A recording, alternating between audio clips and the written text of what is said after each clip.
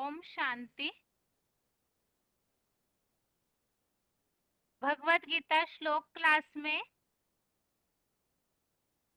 आज के basic course के टेस्ट के लिए टॉपिक है गीता का भगवान कौन। इस टॉपिक में भगवत गीता में गीता का भगवान शंकर है। इसके बावजूद भी भगवत गीता में कृष्ण का नाम बार बार आने का कारण क्या है, और रिवीजन के टॉपिक में सर्व आत्माओं का पिता। इसमें हमने भगवान को कोई नहीं जानते हैं तो भगवान का परिचय कौन देता है, इसके बारे में समझा है, उस संबंधित प्रश्न। और अभी टेस्ट के लिए पहला प्रश्न है,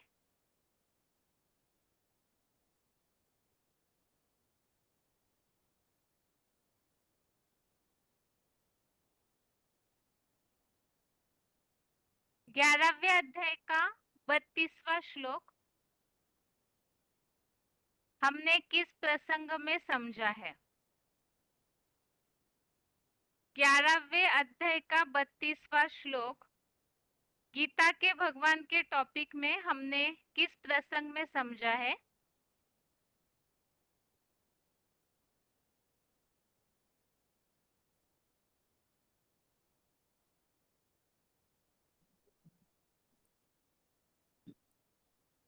ओम शांति।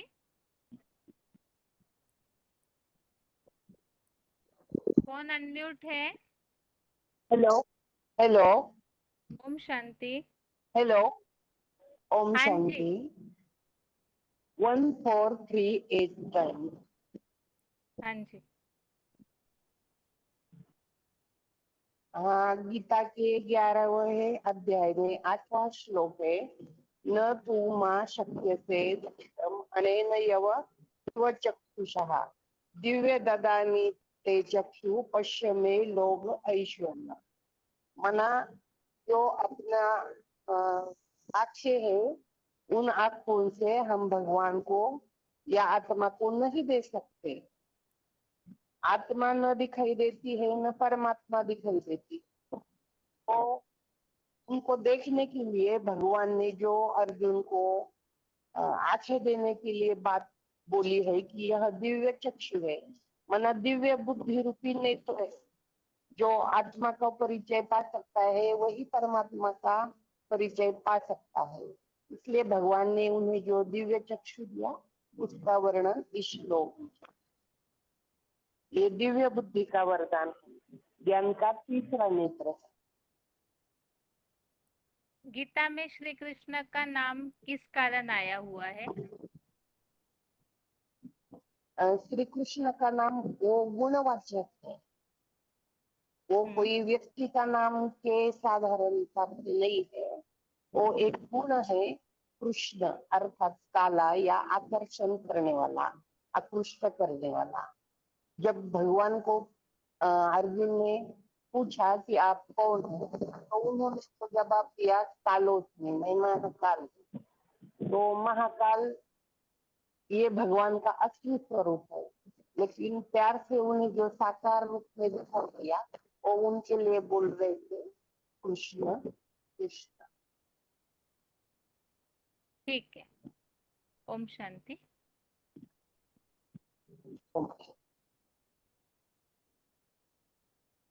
अगला प्रश्न है,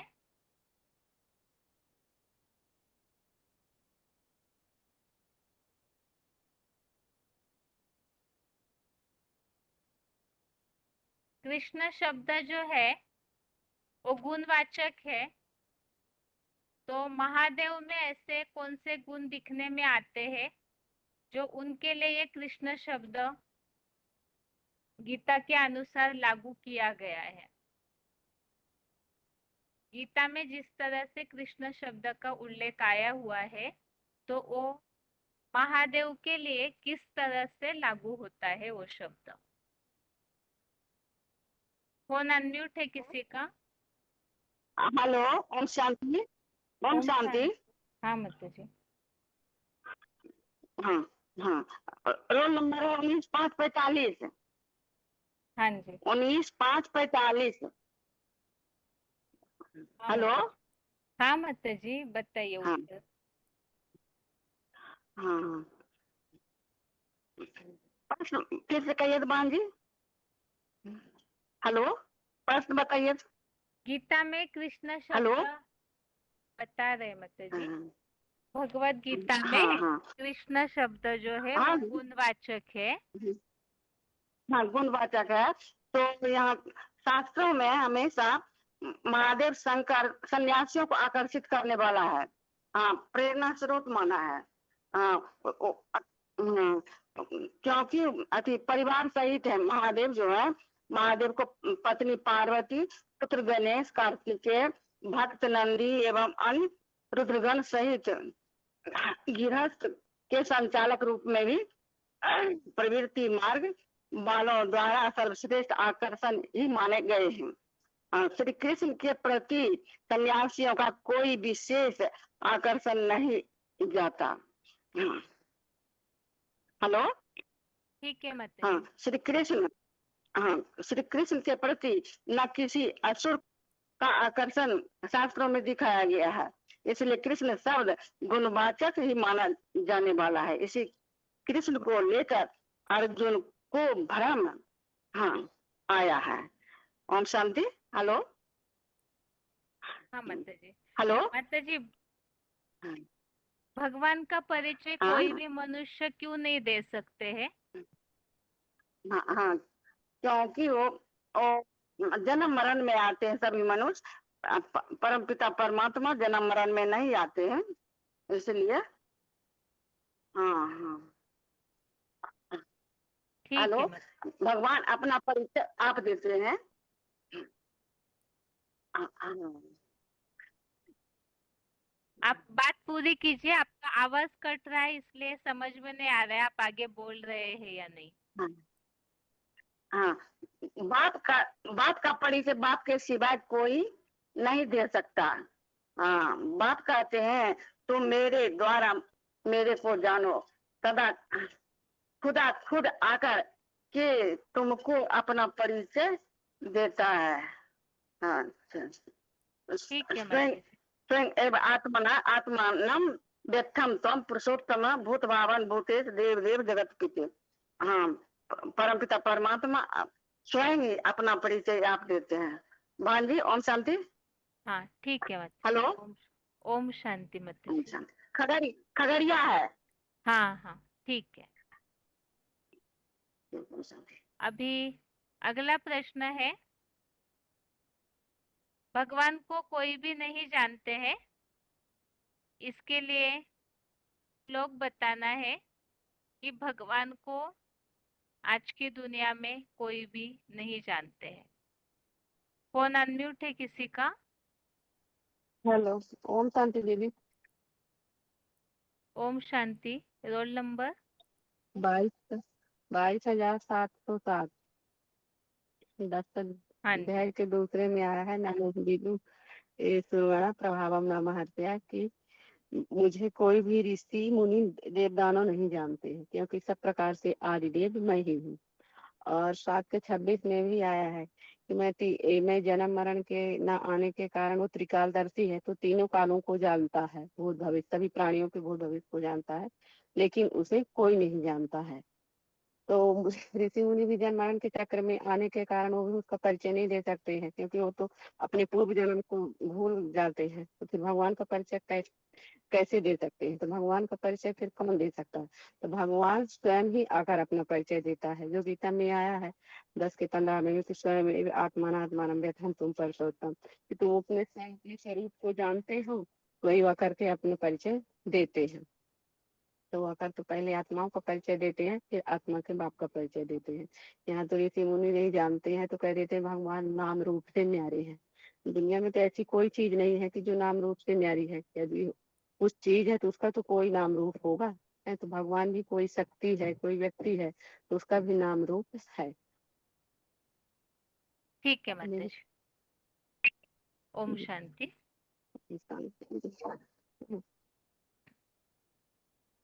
अगला प्रश्न है अभी,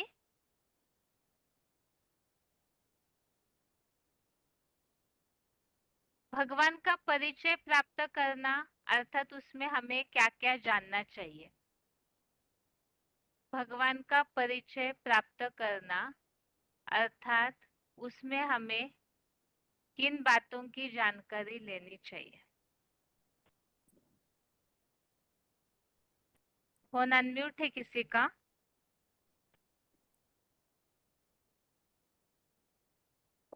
फोन अनम्यूट है?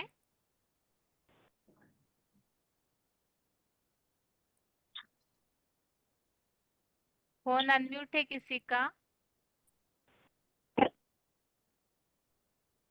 फोन अनम्यूट है किसी का? हेलो। ओम शांति। ओम शांति। Roll number? हेलो। हाँ जी। 13,170। हाँ। हाँ जी। भगवान का परिचय, भगवान के शिव, भगवान का उपदेश काल, सब बाता। 10वें अध्याय का दूसरा श्लोक है, मेरे दिव्य प्रवेश योग्य प्रकृष्ट जन्म को गीता के ज्ञान में देवगण और नए द्वार या महर्षियों ने जाना है, क्योंकि देवता देव ऋषियों महर्षियों और महर्षियों का सब प्रकार से महादेव द्वारा आदिकालीन आदि ईश्वर मैं ही हूँ। हेलो। ठीक है माता जी। माता जी दूसरा प्रश्न है, हाँ जी। हाँ जी। कल जो गीता के भगवान का टॉपिक हमने समझा था उसे बताएंगे सार में? हाँ जी। गीता का भगवान कृष्ण को डाल दिया, पर उनके नाम रूप देश काल को न जानने के कारण गीता का भगवान कृष्ण को बना दिया। कृष्ण का मतलब है आकर्षण करने वाला। तो गीता का भगवान तो शिव शंकर भोलेनाथ है, जिनके द्वारा अपना पूरा कार्य करते हैं, स्थापना पालना और विनाश का कार्य करते हैं। हेलो। ठीक है माता जी। ओम शांति। ओम शांति।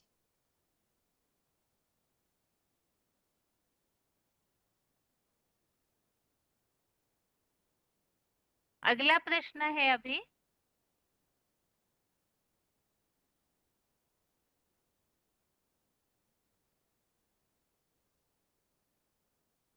भगवान को जानने से क्या फायदा होता है। भगवान को यदि हम यथार्थ रीति जानते हैं तो उससे क्या प्राप्ति होती है। फोन अनम्यूट है किसी का? हेलो। ओम शांति। हेलो। ओम शांति। हेलो। हाँ जी। ओम हाँ, शांति। 15904। हेलो। मधुबन। मधुबन अपना ये तालीपरम्बा। हेलो, हाँ तालीपरम्बा। जी। ठीक है। एक मिनट। हाँ, उत्तर? एक मिनट देता हूँ। बाबा कहते हैं कि हेलो। हाँ जी। हाँ, कहते हैं कि जब ज्ञान मिलता है तो दुनिया ज्ञान सूर्य जब प्रकट, मतलब जब ज्ञान परमात्मा का परिचय हमें मिलता है तो हमारा जो अंधकार है, अज्ञान अंधकार है, वो दूर हो जाता है। जैसे कहा है ना, ज्ञान सूर्य प्रगटा अज्ञान अंधे का विनाश। तो दुनिया में तो बहुत सूर्य चांद तो सूर्य बत्तियां है, उनका बात नहीं है, ये तो ज्ञान सूर्य की बात है। तो ज्ञान सूर्य प्रकटा अज्ञान अंधे विनाश तो बराबर घोर अंधेरा हुआ ना। कोई भी आत्मा अपने बाप को नहीं जानती है, सब अज्ञान अंधकार में है। बाप को जानने से ही सब चीज होती जग जाती है। और बाप को जानने से हमारी ये प्राप्ति ये है कि बाबा को एक्यूरेट निश्चय बुद्धि होकर एक व्यापी याद करने से हमारे जन्म जन्मांतर के पाप भस्म हो जाते हैं। और भविष्य जो विश्व मतलब भविष्य में जो स्वर्ग की स्थापना है, वहां पे जाने के लिए हमें अवकाश मिलता है। हेलो। हाँ जी। हेलो। हाँ जी। ठीक है। दूसरा और प्रश्न है। हाँ, हाँ, आप बात पूरी कीजिए। आप इस प्रश्न का और उत्तर देना चाहते हैं, आप बात पूरी कीजिए। यही है, बाप की प्राप्ति यही है कि हमारे वर्तमान समय के तो पाप धो जाते हैं, पर भविष्य के भी जन्म जन्मांतर 63 जन्मों के भी भाग्य बनता है उसके पुरुषार्थ अनुसार। हेलो। ठीक है। गीता के हाँ, भगवान के टॉपिक के लिए हमने कल जो बातें समझी है उसे बता सकते हैं? अब क्या समझा था कल हमने? गीता का भगवान श्री कृष्ण नहीं है ना, शिव शंकर भोलेनाथ है इसके ऊपर ना। हाँ, कल इस हेलो। टॉपिक पे, कल टॉपिक ये समझा है कि गीता का भगवान शिव शंकर भोलेनाथ है, तो फिर गीता में कृष्ण का नाम क्यों आया हुआ है?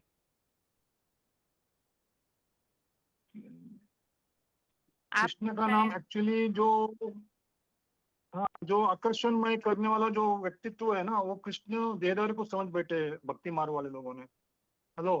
हाँ जी, एक्चुअली वो आकर्षण मूर्ति जो है वो महादेव शंकर का है, क्योंकि योगियों को भी आकर्षण करता है, और याद मुद्रा में बैठने के कारण आ, सभी के लिए योग मतलब राजयोग की पढ़ाई पढ़ना, मतलब प्राचीन राजयोग जो पढ़ाया जाता है वो राजयोग की प्राचीन राजयोग उनके द्वारा ही पढ़ाया जाता है, वो सिद्ध हो जाता है। क्योंकि कृष्ण को कभी भी याद की मुद्रा में बैठाया नहीं दिखाया गया है।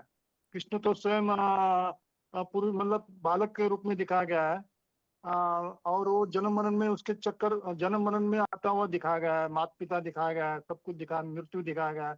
पर शिव शंकर भोलेनाथ के जन्म मरण नहीं है, वो अजन्मा अभोक्ता मतलब शिव समान बन जाता है, तो वो भी अजन्मा अभोक्ता करता बन जाता है। हेलो। ठीक है। ओम शांति। नमस्कार।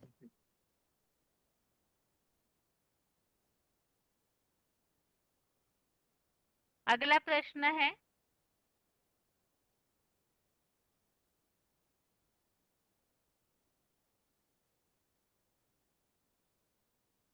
भगवान को यथार्थ रीति जानना अर्थात क्या क्या जानना चाहिए, और अगर इस तरह से उन्हें नहीं जानते हैं तो क्या नुकसान होगा? भगवान को हमें पूरी तरह से उनका परिचय भगवान का प्राप्त करना है, तो पूरा परिचय प्राप्त करना अर्थात क्या, और अगर नहीं करते हैं तो क्या नुकसान हो सकता है? फोन अनम्यूट है? फोन अनम्यूट है किसी का?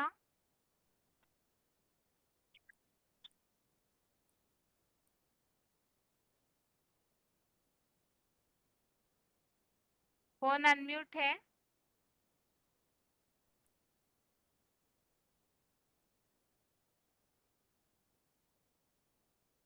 फोन अनम्यूट है किसी का?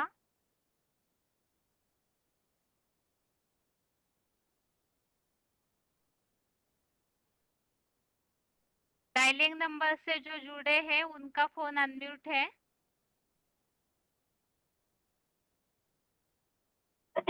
जी ओम सोनो 20155। हाँ माता जी। हेलो। हाँ हाँ माता जी। जी बताइए। अजी प्रश्न, हाँ प्रश्न प्रश्न लीजिए। जी प्रश्न लीजिए दोबारा दे। प्रश्न हेलो। ये है माता जी, भगवान को अगर भगवान को यथार्थ रीति जानना अर्थात क्या, और नहीं जानते हैं तो क्या नुकसान होगा? हेलो दीदी। भगवान, हाँ, हाँ, भगवान का यथार्थ व पूरी पूरी जो संपूर्ण परिचय होता है कि नाम रूप गुण देश काल यह पता नहीं चलता है, ये होता है पूरा पूरा परिचय। तो वो कोई मुनि ऋषि इस बारे में यथार्थ परिचय नहीं दे पाती है, क्योंकि ये तो भगवान अगर बताती है कि सात अध्याय का 24 श्लोक है कि मैं तो जो देवता और सब प्राणियों का आदि और अंत हूँ, इसीलिए मुझे तो कहीं जानते नहीं, मैं ही खुद आकर अपना परिचय और बच्चे का परिचय कर देता हूँ। इसीलिए नाम रूप गुण और कर्तव्य जैसे नहीं जानते हैं तो यथार्थ परिचय ये होता है।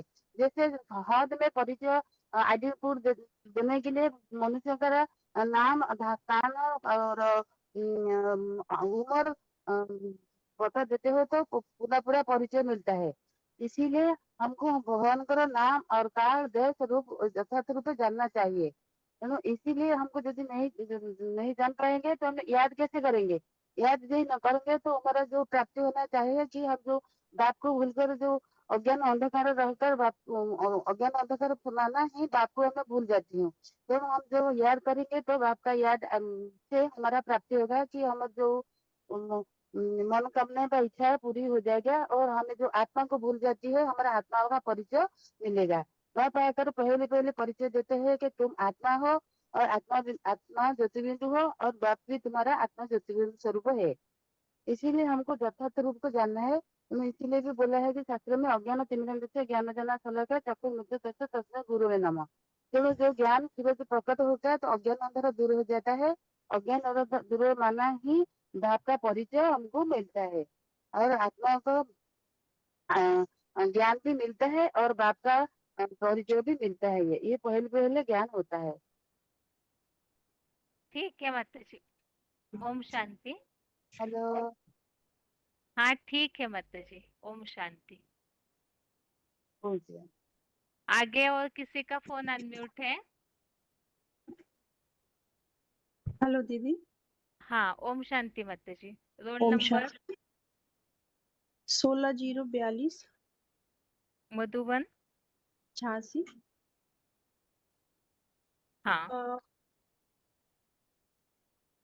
बाप बाप का असली परिचय न होने से नाम रूप देश काल इन कर्तव्यों का प्रैक्टिकल जानकारी नहीं है तो याद कैसे करेंगे। अधूरी याद हो जाती तो प्राप्ति भी अधूरी हो जाती। ठीक है माता जी। माता जी दूसरा प्रश्न है आपके लिए। जी दीदी। भगवान को हम कैसे देख सकते हैं? भगवान को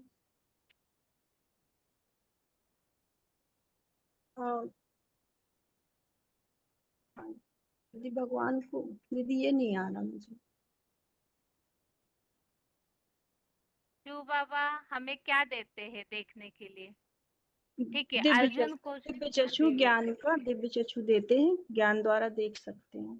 ठीक है इसके लिए श्लोक बताइए। दीदी श्लोक नहीं है याद। 11वें अध्याय का 8वां श्लोक। अच्छा जी दीदी बता।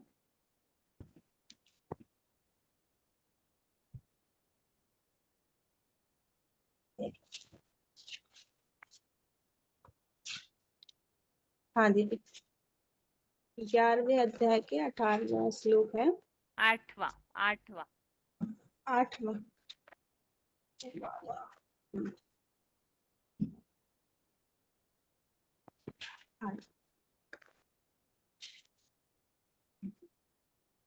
न तु मां साक्षे द्रष्टुम अनेन एव स्वचक्षुषा दिव्यम ददामि ते चक्षु पश्यम में योगम ईश्वरम। किंतु इन्हीं अपनी आंखों से मुझ को नहीं देख सकेगा। तुमको दिव्य बुद्धि की नेत्र देता हूँ जिससे मेरे 84 जन्मों के ऐश्वर्यवान योगिक ऊर्जा संपन्न हीरो पाटधारी रूप को देख सकेगा। ठीक है माता जी। ओम शांति। ओम शांति। अभी कल के क्लास में जो गीता के भगवान का टॉपिक हमने समझा था उस टॉपिक के लिए बताना है कि कल हमने क्या समझा है। फोन अनम्यूट है किसी का? हेलो। ओम हेलो। शांति। हाँ जी ओम शांति दीदी। कल के टॉपिक 8114 रोल नंबर है और मानसा मधुबन है जी। हाँ जी। तो कल हमने देखा था कि जो इस यज्ञ का आरंभ है वो भी अविनाशी रुद्र गीता ज्ञान यज्ञ से ही होता है। जो कृष्ण का नाम है वो गुणवाचक है, व्यक्तिवाचक नहीं है। गीता जो है गीता कविता में है, भगवान का गीत गाया हुआ है। कवियों की जो भाषा होती है वो अलंकारिक और लाक्षणिक होती है। कृष्ण शब्द का अर्थ भी है आकर्षित होने वाला। तो ये आकर्षित करने वाला शब्द जो है महादेव के लिए आता है, क्योंकि वो पक्षपाती नहीं थे, वो सबको आकर्षित करते हैं। 9वें अध्याय का 29वें श्लोक में भी आया है, समोहम सर्वभूतेषु ना मे द्वेष्य अस्ति ना प्रिय। मैं सब प्राणियों में समान आत्म भाव वाला हूँ, मेरे लिए ना कोई द्वेष के योग्य है ना ही प्यारा है। तो देवताओं, मनुष्यों और दानवों में भी वो समभाव रखने वाले हैं। संसार इसीलिए संसार में सब उस संसार के इष्ट माने जाते हैं। ऋषि मुनि सन्यासी जो हैं वो भी आकृष्ट होते हैं अर्धनारीश्वर के रूप की तरफ। गृहस्थी धर्म का पालन करने वाले गृहस्थियों के भी आराध्य हैं। माता पार्वती, गणेश, कार्तिकेय, नंदी, रुद्रगणों के रूप में। श्री कृष्ण के प्रति तो कोई भी आकर्षित नहीं है, ना सन्यासियों का और ना दानवों का। विराट रूप भी दिखाते हैं। तो जब अर्जुन मूझ जाते हैं तो अर्जुन को पूछना पड़ता है कि गीता के 11वें अध्याय के 31वें श्लोक के अनुसार अख्याहि मेका भवान उग्र रूप नमस्तुते देवर प्रसीद। अर्थात आप विकराल रूप वाले कौन हैं, आप अपना परिचय दीजिए, मैं उसको जानना चाहता हूँ। अर्जुन की जिज्ञासा शांत करते हुए श्री भगवान बोलते हैं कि कालो अस्मिन, मैं कालों का काल महाकाल हूँ। तो जब समस्त गीता में कृष्ण और विष्णु का उल्लेख आया है, तो जहाँ पे अर्जुन जो है अर्जुन है वो मूंझे हुए हैं। तो महाकाल भगवान के बारे में जब उनको वास्तविकता का बोध होता है तब वो भगवान से कहते हैं कि आप गीता के 11वें अध्याय के 41 श्लोक के अनुसार ही परसवम यत उक्तम, हे कृष्ण, हे यादव, हे सखेती।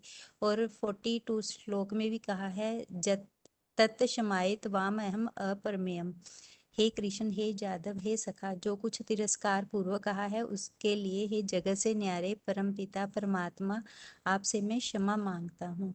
परमात्म स्वरूप महादेव शंकर अव्यय है और जो कृष्ण है वो शर है। तो परम पुरुष समझ कर परम पुरुष की की ग्लानि समझ कर वो अर्जुन जो है वो आत्मग्लानि से भर जाता है। तो जो कृष्ण नाम है वो गुणवाचक नाम है। तो साकार और निराकार में जब कोई भेद नहीं रहता, जब साकार निराकार बन जाता है, उस स्वरूप को ही महाकाल बताया गया है। जहाँ पे जिसकी बस दीदी इतना ही, आगे का क्वेश्चन। ठीक है मत। भगवान के रूप के लिए क्या गलतफहमियां है दुनिया में? भगवान के रूप के लिए है कि भगवान सर्वव्याप भगवान के रूप के बारे में तो यही बताया जाता है कि भगवान कण कण में है, वो सर्वव्यापी है। जबकि भगवान ना तो कण कण में है ना सर्वव्यापी है, उसको कच्छ अवतार मत्स्य अवतार में भी कह देते हैं। तो भगवान क्या कच्छ अवतार मत्स्य अवतार में आकर के जानवरों को ज्ञान सुनाएगा? यदि भगवान कच्छ मत्स्य अवतार के रूप में भी आता तो किसी जानवर जोनी का भी उद्धार होना चाहिए था, पर जानवर जोनी का तो उद्धार होता ही नहीं है। जबकि कहते हैं कि ईश्वर अल्लाह तेरो नाम, जब भगवान को ईश्वर अल्लाह कह के ऊपर की ओर इशारा करते हैं तो भगवान सर्वव्यापी कैसे हो सकता है? भगवान तो एक व्यापी रूप के द्वारा ही सारी दुनिया में प्रत्यक्ष होते हैं। ठीक है माता जी। ठीक।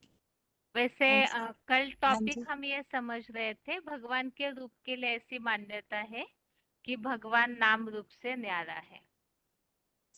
यहाँ आप जो बात बता रहे वास्तव में जैसे अनेक अवतार लेना, सर्वव्यापी, इस तरह से रूप मतलब जैसे पर्टिकुलर कोई हाँ आकार हो। जी, जैसे भगवान को कहते हैं कि भगवान नाम रूप देश काल से न्यारा है। तो फिर भगवान का अलग अलग नाम बता देते हैं, ईश्वर, परमात्मा, अल्लाह, खुदा, गॉड। रूप भी अलग अलग बता देते हैं, राम, कृष्ण, बुद्ध, क्राइस्ट, गुरु नानक के रूप में बता देते हैं। ठिकाना भी अलग अलग बताते हैं, मंदिर, मस्जिद, गिरजाघर, गुरुद्वारे में बता देते हैं। तो भगवान तो नाम रूप से न्यारा नहीं हुआ ना, इस हिसाब से। तो यदि कोई चीज नाम रूप से न्यारी होती है तो इसका मतलब है कि वो चीज है ही नहीं। तो जब जैसे कि बाप है, जब कोई पिता होता है तो उसका नाम रूप भी होता है, वो नाम रूप से न्यारा नहीं हो सकता। ऐसे ही यदि भगवान नाम रूप से न्यारा होगा तो हम बच्चे भी तो नाम रूप से न्यारे ही होंगे, तो भगवान कैसे याद करेंगे? यदि उसका नाम रूप देश काल है तभी तो हम उसे याद कर सकते हैं। ठीक है। ओम शांति। ओम शांति। अभी आगे और किसी का फोन अनम्यूट किया है? कल जो टॉपिक हमने समझा था उस टॉपिक के बारे में बताना है। कल जो गीता के भगवान का टॉपिक हमने समझा था उसी टॉपिक को बताना है। फोन अनम्यूट है? हाँ जी, ओम शांति। ओम शांति। Roll number? 761B Bhubaneswar. Number समझ में नहीं आया। 76013 भुवनेश्वर। ठीक है, बताइए।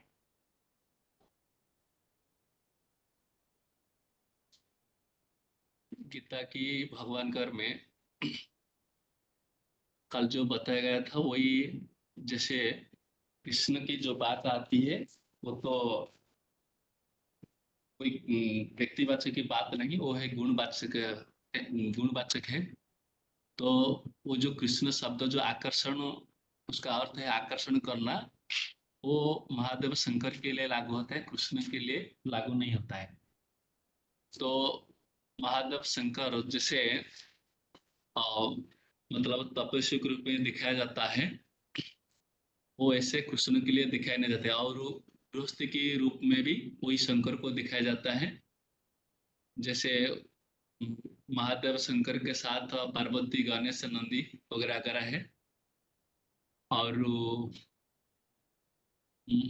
भगवान गीता की भगवान के बारे में जो 11 अध्याय का जो 32 नंबर श्लोक है उसमें जो बताया गया है कालो अस्मि, तो कालो अस्मि जो शब्द है वो रुद्र को समझा जाता है, मतलब महादेव शंकरों को ही समझाया जाता है, कृष्ण को नहीं है।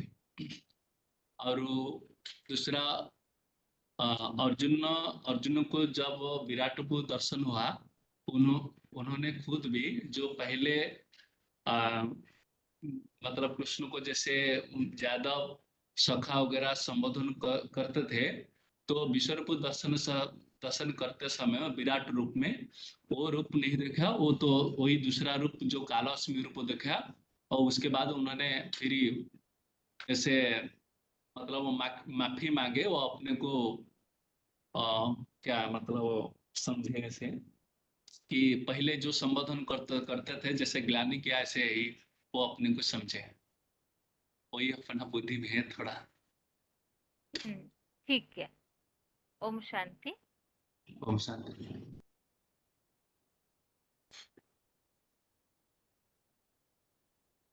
इसी प्रश्न के लिए आगे और किसी का फोन अनम्यूट किया है?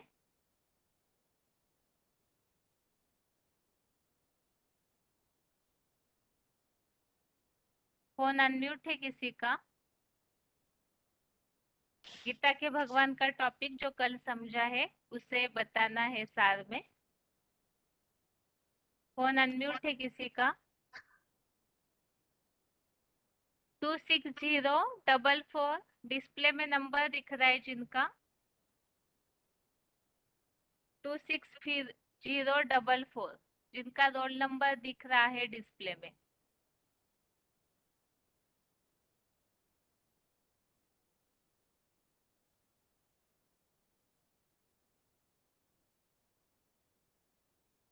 फोन अनम्यूट है किसी का? ओम शांति दीदी। ओम शांति। 17576 रोहतक। हाँ,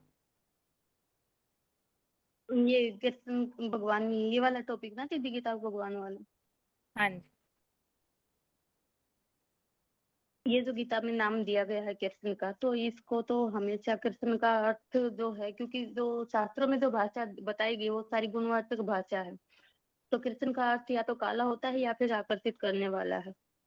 और जो कृष्ण का रूप दिखाया गया है शास्त्रों में, उसमें तो कोई ऐसी खास बात है नहीं कि जो आकर्षित करने वाली हो। लेकिन जो महादेव शंकर का रूप है, उसको तो देव असुर कोई भी वर्ग के लोग हों, वो सब उसको अपना इष्ट देव तो मानते ही हैं। और उनको तो सन्यासी जो है, सन्यासियों का जीवन जो है वो भी उनको देखकर ही वो भी महादेव को ही अपना इष्ट मानकर चलते हैं, क्योंकि महादेव का ही स्वरूप ऐसा है जो आकर्षित करने वाला है। क्योंकि अगर आप देखेंगे तो महादेव के साथ जो पार्वती है, पार्वती की सवारी शेर दिखाई गई है और महादेव की सवारी जो है बैल दिखाया गया है। गणेश दिखाया गया हाथी के रूप में और उसकी सवारी चूहा दिखाया गया है। कार्तिकेय दिखाया गया है छह मुख वाला और उनकी सवारी मोर को दिखाते हैं। ऐसे उनका भक्त नंदी भी और रुद्र गणेश भी तरह तरह के रूप वाले हैं। तो सारा मिला के उनका जो भी गृहस्थ जीवन है या फिर उनका वैरागी वाला जीवन है, सभी आकर्षित करने वाले हैं। लेकिन कृष्ण का रूप तो ऐसा कुछ भी नहीं है। कृष्ण के प्रति तो ना तो कोई असुर आकर्षित होता है, और कृष्ण को देखे तो भारत में सब लोग उसको भगवान मानते भी नहीं है। इतने लोग उसकी तरफ आकर्षित भी नहीं होते हैं। तो इसलिए ये साबित हो ही जाता है कि जो कृष्ण है वो गुणवाचक शब्द ही माना गया है। और इसी कारण से जो कृष्ण को लेकर अर्जुन का जो भ्रम था, क्योंकि वैसे तो अर्जुन उसको बचपन से देख ही रहा था ना, उसके उस स्वरूप को देख ही रहा था, लेकिन उसके बाद भी अर्जुन उसको बोलता है कि मैं आपके विश्व रूप के दर्शन करना चाहता हूँ, जो आपका असली रूप है उसको मैं देखना चाहता हूँ। तो इसका मतलब क्या है कि वो स्वयं कृष्ण जो है वो भगवान नहीं है, वो तो परमपिता परमात्मा के ही विश्व रूप के दर्शन चाहते हैं। तो जब भगवान ने अपना विश्व रूप का दर्शन कराया तो अर्जुन भयभीत हो गया। तब वह समझ भी नहीं पाया कि यह विराट रूप कौन है। अगर कृष्ण ही भगवान होता और कृष्ण ही सब कुछ होता तो फिर वो विराट रूप को देखकर भयभीत क्यों होता, क्योंकि वो तो उसका असली स्वरूप ही हो जाता ना। इसीलिए इसी संदर्भ में उसके भयभीत होने का जो है तो श्लोक भी दिखाया गया है। और उस श्लोक में जैसे ये बताया गया है ना कि उस श्लोक में बताया भी है कि हे भगवान, मैं आपके इस विराट रूप को नहीं जानता हूँ। और फिर उनके विकराल रूप को देखते हुए भी, उनके विकराल रूप को देखने के बाद अर्जुन बोलते हैं कि आप कौन हो, मैं समझ नहीं पा रहा हूँ, कृपया अपना परिचय दे। तो यहाँ पर जो आश्चर्य की बात है वो तो यही है कि समस्त गीता का अध्याय जो कृष्ण है, जिसे विष्णु के नाम से उल्लेख करते हुए भी, लेकिन उसके बाद भी वो स्वरूप उनकी जिज्ञासा के शांत नहीं कर पा रहे हैं। तो इसलिए जो अर्जुन की वास्तविकता का बोध होते हुए भी स्पष्ट यही हो रहा था कि वो परमात्मा के स्वरूप जो कृष्ण को मानते आ रहे हैं सब लोग, वो असल में कृष्ण नहीं है। अन्यथा भगवान ने 11वें अध्याय के 32वें श्लोक में बताया है कि कालो अस्मि, अर्थात मैं तो काल हूँ। तो जो काल है, कालों का काल तो महाकाल को ही कहा जाता है ना, और वो महादेव शंकर का ही उग्र रूप माना गया है। तो इस बात से ये साबित तो हो ही जाता है कि जो महादेव शंकर है वही असली गीता ज्ञान दाता है, न कि कृष्ण। ठीक है माता जी। ओम शांति। ओम शांति दीदी। अभी कल के क्लास में सर्व आत्माओं का पिता इस टॉपिक की शुरुआत से रिवीजन करा के अगला टॉपिक हमने समझा है। तो इसीलिए अभी सर्व आत्माओं के पिता इस टॉपिक की शुरुआत हमने जहां से की है वहां से ही शुरुआत करना है, और एक के बाद एक टॉपिक कवर होता जाएगा। वैसे फोन अनम्यूट किया जाएगा। शुरुआत का टॉपिक कोई और बताइए, उसके बाद का टॉपिक आपको जितना याद है आप जैसे बता सकते हैं आप बताइए। बाकी सर्व आत्माओं की पिता इस टॉपिक को जहां से भी रिवीजन हमने शुरू की है वहां से बताना है। और फोन अनम्यूट किया है किसी का?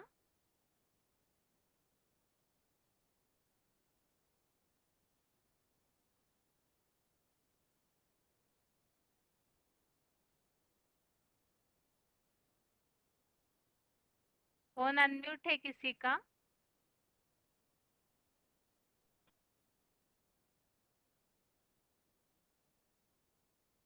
डायलिंग नंबर से जो जुड़े हैं उनका फोन अनम्यूट है।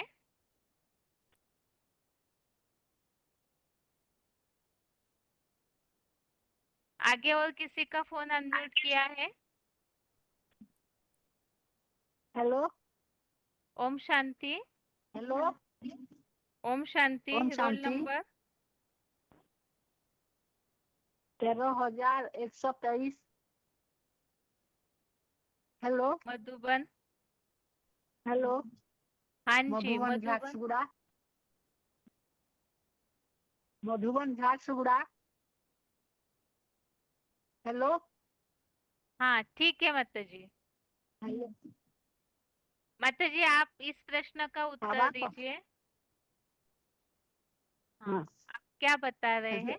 हेलो जो बाबा काल बोले थे मनमना भव, जो मनमना भव का अर्थ है मेरे मन के संकल्प से समा जा।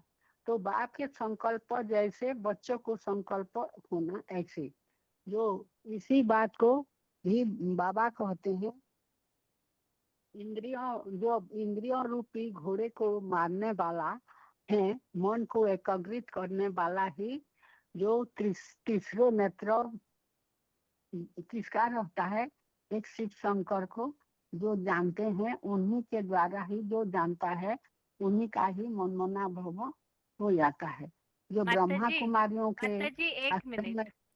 माता जी एक मिनट। आप शायद प्रश्न सुने नहीं है ध्यान से।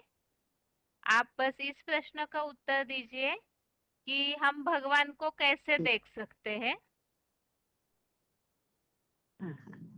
हम भगवान को देखने के लिए जो बुद्धि रूपी जो परम पिता परमात्मा प्रजा पिता जो साकार शरीर में है निराकार को जानने वाले, जो काम विकार को मारने वाले सुप्रीम सोल इसी शरीर में है करके जिसका मन बुद्धि निश्चित हो जाएगा, उसी के द्वारा सुनने से हम जान सकेंगे और निश्चय बुद्धि हो जाएगी।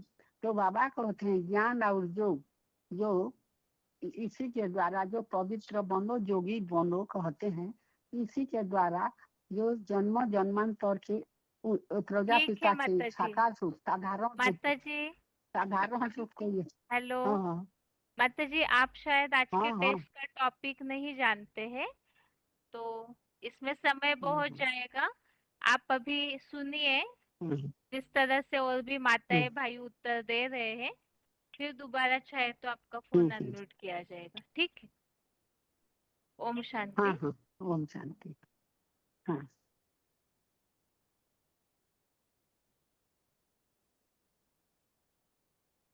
अभी आगे किसी का फोन अनम्यूट किया जा रहा है।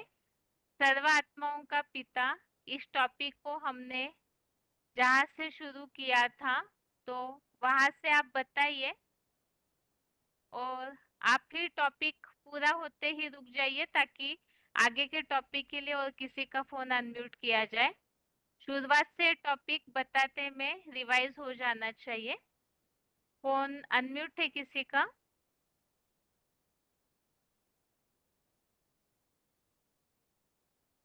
फोन अनम्यूट है?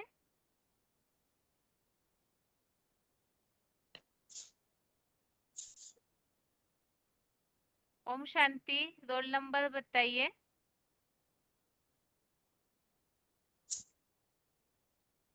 उड़ीसा से किसी का फोन अनम्यूट है, रोल नंबर बताइए।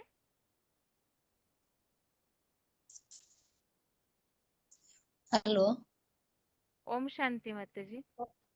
ओम शांति दीदी, अभी दिखाई दिया। हाँ तो रोल नंबर है दीदी 23386 ढेंकानाल। हाँ जी।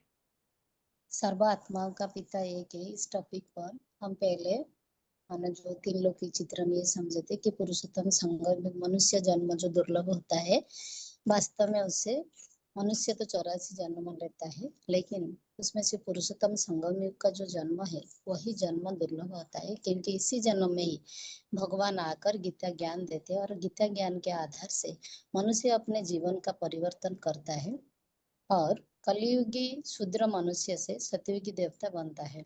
यह केवल भगवान को यथार्थ रीति जानने के बाद ही संभव होता है। इसीलिए ही भगवान से मिलना माने यथार्थ रीति पहचानना भगवान को जरूरी है। आज दुनिया में भगवान का परिचय सब अलग अलग बताते हैं। भगवान एक है तो उनका स्वरूप भी एक होना चाहिए ना। इससे माना अलग अलग स्वरूप बताते, इससे यह साबित होता है कि भगवान को कोई भी नहीं जानते। अगर भगवान का सही परिचय जानते तो आज दुनिया में लोग सुखदाता के बच्चे इतना दुखी नहीं होते। जैसे बताते कि कोई अरबपति का बच्चा हो और वो अपने पिता से उसका कनेक्शन हो तो फिर वो भीख नहीं मांगेगा। माना इतना अमीर का बच्चा तो फिर वो भीख क्यों मांगेगा। तो सुखदाता के बच्चे अगर हम है तो आज दुखी अशांत में समय क्यों बिता रहे हैं। इसका मतलब ये है कि भगवान से हमारा कनेक्शन नहीं है। इसीलिए भगवान को अनेक रूपों में, अनेक समय पर, अनेक मान्यता, इससे यह पता चलता है कि हम उनको जानता नहीं। जैसे कोई मंदिर में ढूंढता है, कोई मस्जिद में ढूंढता है, तो कोई गुरुद्वार में। और आज भगवान को कण कण में भी बोल दिया है। जैसे पंचतत्व में भी भगवान का माने भगवान को पूजा करने लग पड़ते हैं। इससे यह साबित होता है कि भगवान का सही परिचय हमको आज किसी को पता नहीं है। तो यहाँ तक ही बताती हूँ। ठीक है माता जी। गीता का जो है, गीता हाँ का बताइए, टॉपिक नहीं बता। बताइए। अच्छा, ये जो हम बताते हैं कि जैसे माना वेदों पुरातन शास्त्रों में वेद जो है उसमें रुद्र नाम जो आया हुआ है वो महादेव शंकर के लिए है। क्योंकि शंकर को माना उन्हीं के लिए ओम नमो भगवती शब्द जो भगवान शब्द जो है वो रुद्र के लिए ही लागू होता है। वेदों से भी पुराना भगवत गीता में भी महादेव के लिए आया हुआ है। इसके अनुसार भी परमपिता परमात्मा शिव साकार सगुण रूप में एक महादेव शंकर के रूप में ही प्रत्यक्ष होते हैं। गीता ज्ञान दाता है शिव शंकर भोलेनाथ। इसीलिए इस ज्ञान यज्ञ का नाम रुद्र गीता ज्ञान यज्ञ रखा गया है रुद्र के नाम के अनुसार। तो गीता ज्ञानदाता शिव शंकर है तो फिर गीता में कृष्ण शब्द जो आया वो किस आधार पर माने किसको साबित करता है। ये कृष्ण शब्द किसके लिए लागू होता है। ये कोई व्यक्तिवाचक नाम नहीं होता है। गीता जो है वो कविता के रूप में हमारे सामने आया है और कवियों की भाषा अलंकारिक और लाक्षणिक होता है। तो कृष्ण शब्द वास्तव में कर्तव्य के अनुसार गुणवाचक नाम है। कृष्ण शब्द का अर्थ आकर्षित करने वाला होता है। एक महादेव ही है जो कि देव दानव सबके लिए समान भाव वाला होते हैं। सब उनको अपना इष्ट मानते हैं। माना सबको वो आकर्षित करने वाले हैं। महादेव शंकर को शास्त्र में समस्त सन्यासियों के जीवन के आकर्षित करने वाला प्रेरणा स्रोत माना गया है। और महादेव का जो जीवन चरित्र है वो भी अनासक्त पूर्ण त्यागी वैराग्य जीवन दिखाया है। इसीलिए सन्यासियों का भी वो आकर्षण केंद्र है। गृहस्थ मार्ग के संचालक रूप में भी प्रवृत्ति मार्ग वालों द्वारा सर्वश्रेष्ठ आकर्षण ही माने गए हैं महादेव शंकर। अर्धनारीश्वर का पुरुष व प्रकृति का जो प्रवृत्ति मार्ग का चित्र भी शंकर पार्वती का वही दिखाया गया है। सन्यासियों या असुरों को भी श्री कृष्ण के प्रति कोई आकर्षण भाव शास्त्र में नहीं दिखाया गया है। इसीलिए कृष्ण शब्द गुणवाचक ही माना गया है। और भी अर्जुन जब कृष्ण का विराट रूप देखे तो सब भय तो वो तब भयभीत हो गए और समझ नहीं पाए कि यह विराट रूप कौन है। अर्जुन भयभीत होकर हाथ जोड़ते हुए परमपिता परमात्मा से स्तुति करके उन्हें जानने की जिज्ञासा से पूछा। जो 11 का 31 में बताया, अख्यायी में कहो भगवान उग्र रूप नमस्तुते तदेव वर प्रसिद्ध विज्ञान तुम न इच्छामि भवन्तम आद्यम नहीं प्रजनामि तव प्रवृत्ति। अर्थात विकराल रूप वाले आप कौन हो, मैं समझ नहीं पा रहा हूँ, कृपया अपना परिचय दे। यहाँ पर यह बात है कि जो अब तक समस्त गीता अध्याय में कृष्ण विष्णु के नाम से उल्लेख करते हुए अपनी जिज्ञासा शांत करने की प्रयास कर रहा था, उस अर्जुन को वास्तविकता का बोध हुए और यह स्पष्ट ही हो रहा था कि परमात्मा स्वरूप कृष्ण नहीं है बल्कि कोई और है। इसीलिए तो भयभीत होकर अर्जुन ने यह बात पूछे। तो अर्जुन की जिज्ञासा शांत करने के लिए परमात्मा ने कहा। तो 11 का 32 में भगवान कहते हैं, कालोस्मि क्षय वृत प्रवृत्त लोकान समाहर्तुम यह प्रवृत्त ऋत्यपि त्वाम न भविष्यन्ति सर्वे ये व्यवस्थिता प्रत्यनिकेषु योद्धा। माना कालोस्मि शब्द जो है अर्थात मैं काल हूँ। शास्त्रों में महाकाल महादेव शंकर उग्र रूप माना जाता है। अर्जुन को तो महादेव देखने में आता है। अर्थात गीता का इस श्लोक से, ये आधार से ये स्पष्ट होता है कि गीता ज्ञानदाता परमपिता परमात्मा के रूप में महादेव शंकर ही है, न कि श्री कृष्ण। तो परमात्मा को जब प्रलयकारी माना अपने को काल स्वरूप का परिचय देते हैं, तब अर्जुन अपनी भूल को स्वीकार करते हुए उनको क्षमा याचना करता है, जिसके लिए ये बताया गया है गीता का ये 11 का 41 में बताया गया कि क्षमा याचना करने हुए अर्जुन ने कहा था कि प्रसभम यतः अव्यक्त हे कृष्ण यादव हे सखे, हे कृष्ण हे यादव। इस प्रकार से जो कृष्ण तिरस्कार पूर्वक कहा, उसके लिए जगत से न्यारे है परमपिता परमात्मा, आपसे मैं क्षमा मांगता हूँ। इस श्लोक में भी अर्जुन भूल स्वीकार करते हुए महादेव नाम न बोलकर श्री कृष्ण का शब्द ही बोला है। वास्तव में ये शब्द जो है वो गुणवाचक है, कर्तव्यवाचक है। 11 का 42 में भी वही बात बताया कि अब माना अव्यय परमात्मा स्वरूप महादेव शंकर शेयर पुरुष श्री कृष्ण समझकर वो जो संबोधित करने के लिए तिरस्कार पूर्वक कृष्ण के आत्मग्लानि होने के कारण अर्जुन के यह क्षमा याचना ही किया है। परंतु शब्द जो कृष्ण है वो माने यादव शब्द भी जो है वो उच्चारण किया है। इससे यह सिद्ध होता है कि कृष्ण शब्द नामवाचक नहीं है, गुण कर्तव्यवाचक के आधार पर बोला गया है, जिसके लिए गीता में बताया कि अव्यक्त ईश्वर का जो श्रेष्ठतम स्वरूप है महादेव स्वरूप है, जो भी क्षरित नहीं होने वाला है। सारी क्षर प्राणियों के बीच में वही एक ही है जो अक्षर बन जाते हैं। इसीलिए बुद्धिमान अर्जुन भी ये 17 अध्याय का 1 नंबर श्लोक में कृष्ण शब्द का उच्चारण किया है। ये शब्द कृष्ण के लिए नहीं है, ये तो महादेव शंकर के लिए ही होते हैं, जो कि ना किसी से द्वेष करते हैं ना किसी से स्नेह रखते हैं। ये देवता और असुर और सबके बीच में समत्व भाव रखते हैं, इसलिए सब उनको अपना इष्ट मानते हैं। ठीक है माता ओम जी। शांति। ओम शांति। अभी सर्वात्माओं के पिता इसके लिए माता जी ने शुरुआत की जो बातें हैं वो बताई है। तो आगे के टॉपिक के लिए फोन अनम्यूट किया है किसी का। ओम शांति दीदी। ओम शांति। हाँ जी, 232888 हाँ जी। मानसा मधुबन। हाँ हाँ जी, माता जी। अगला टॉपिक है कि ऋषि मुनि देवते भी भगवान को नहीं जानते। जैसे दूसरे अध्याय में जो बोला है कि मेरे दिव्य एक प्रकृष्ट जन्म को 11 अध्याय के 54 के श्लोक अनुसार ना देवगण जानते हैं ना महर्षि जान, क्योंकि सबका अधीश्वर महादेव जी द्वारा मैं हूँ। ऐसे दूसरा अध्याय 7वें अध्याय के 26वें श्लोक में जैसे बोला है कि जो मेरे प्रकृष्ट जन्म है, अजन्मा होने से, अकूट ज्ञान भंडारी होने से मैं भूतकालीन और वर्तमान भविष्यगत सब प्राणियों को जानता हूँ, लेकिन मेरे निराकारी सकार व्यक्त मूर्ति हीरो पाठधारी शिव बाबा को कोई नहीं जानता, क्योंकि सभी मनुष्य जन्म मरण के चक्कर में आने वाले हैं, इसलिए वे मेरे प्रकृष्टनीय जन्म को नहीं जानते। फिर बाबा वो बोलते हैं कि भगवान के नाम रूप के लिए अलग अलग बातें दी गई है। नाम रूप के लिए कह देते हैं कि बाप नाम रूप से न्यारा है। कोई भी चीज बाबा बोलते हैं कि नाम रूप से न्यारी नहीं होती। तो हर जब जिसको भक्त लोग याद करते हैं, कोई ना कोई नाम रूप तो होगा ही। जैसे बच्चे भी याद करते हैं और जब बच्चे बाप को याद करते हैं तो कोई ना कोई नाम रूप तो होगा ही। ते फिर भक्त लोग भी याद करते हैं, वह भी नाम रूप से कोई ना कोई नाम रूप से याद करते होंगे।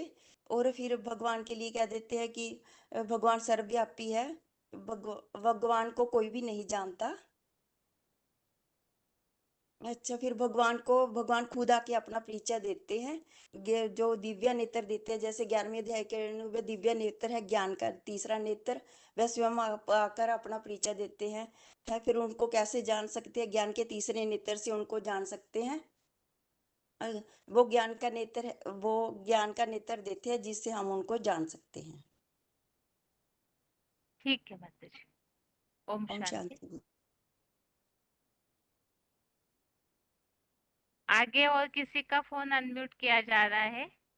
जो टॉपिक रहा हुआ है या तो फिर से शुरू से अगर कोई टॉपिक बता सकते हैं, इस हिसाब से फोन अनम्यूट किया है किसी का।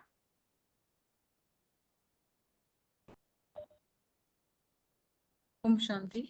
ओम शांति।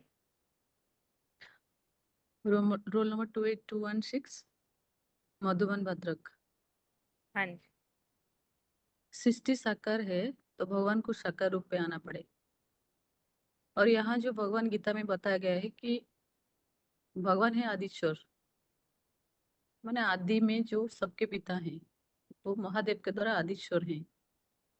तो जो सबके पिता हैं, पिता के परिचय जो आजकल के जो मुनि ऋषि हैं या जो भी हैं वो कैसे दे सकते हैं? जैसे गीता में आया है ना, मुझे ना देवता है ना महर्षि ये सब जानते हैं, क्योंकि ये सब जन्म मरण के चक्र में आते ही रहते हैं। तो हम तो इस जन्म के बाद बात जो है ना वो तो भूल जाते हैं, तो पूर्व जन्म के बाद कैसे मन याद रखेंगे? तो भगवान जो है ना वो जो जन्म मरण के चक्र में नहीं आते हैं, इसीलिए वो त्रिकालदर्शी हैं। जैसे गीता में आया है, वेदाहम समतीतानि वर्तमानानि तपचार्जुन, है ना, अतीत वर्तमान भविष्य सबको जानने वाला भगवान ही है। तो वो जब आएंगे माने साकार रूप में जो प्रवेश करेंगे ना, गीता में जब आया है ना 11 का 54 हम प्रविष्टुम, माने उनका जब दिव्य प्रवेश रूपी जन्म होगा, जो वो जब साकार तन में आएंगे ये संगम युग में, तभी उनके बारे में वो ही बता सकते हैं, क्योंकि वो ही माता बीज है जी वही। जी एक मिनट थोड़ा रुकाती हूँ। एक्चुअली यहाँ पे प्रश्न सर्व आत्माओं के पिता कौन है इस टॉपिक में चल रहा है। तो देखिए हम अभी बेसिक कोर्स की रिवीजन समझ रहे हैं ना, आपकी जो बातें हैं उससे ऐसे प्रतीत हो रहा है आप साकार के लिए बता रहे। पहले तो हम बेसिक कोर्स में तो बिंदी का परिचय देते हैं ना कि परम पिता शु इस सृष्टि पर आए हुए हैं। सर्वात्माओं के पिता इस टॉपिक में ऐसा तो था ना, मुनि ऋषि जो है वो नहीं जानते भगवान, कल तो टॉपिक था। हाँ जी हाँ बिल्कुल, तो वो श्लोक भी इस हिसाब से लिया हुआ है। देखिए सर्वात्माओं के पिता इस टॉपिक में हम ऐसे समझे हैं ना कि भगवान के अनेक रूप बताए, अनेक नाम बताए, अलग अलग हाँ, समय बताया है। तो इसका मतलब ऋषि मुनियों ने भी नहीं जाना, इसलिए उन्होंने नेति नेति कह नेति दिया, नेति बता दिया। हाँ बेअंत बता दिया। कोई तो कहते हो भगवान नाम रूप से ही न्यारे है, कोई रूप नहीं है उनका, कोई अच्छा। नाम नहीं है उनका। तो हम्म। इस तरह से समझा था। तो फिर भगवान को कैसे देख सकते हैं? तो ज्ञान के नेत्र से देख सकते हैं। तो ऐसे बता करके फिर रूप क्या है ऐसे टॉपिक समझ रहे थे हम। अच्छा ठीक है। ठीक अच्छा ये है बता, तो कल ठीक है, अभी बोलूं आप, फिर? हाँ अभी कंटिन्यू कीजिए।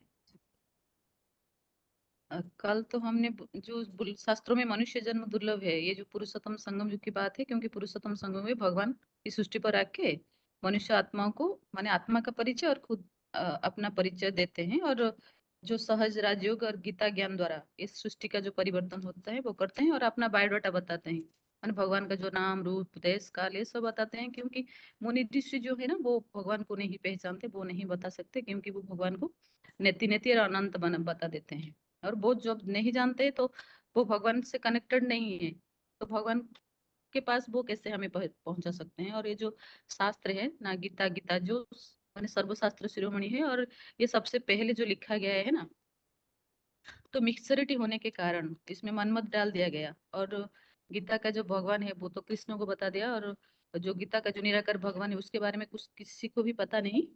तो जो वो भगवान को नहीं जानते, आजकल के जो मुनि ऋषियां हैं, तो भगवान के पास वो नहीं पहुंचा सकते हमें। और एक बात हमने कल ये भी पढ़ा था कि चारों युग से जो मना प्रसारित होते हुए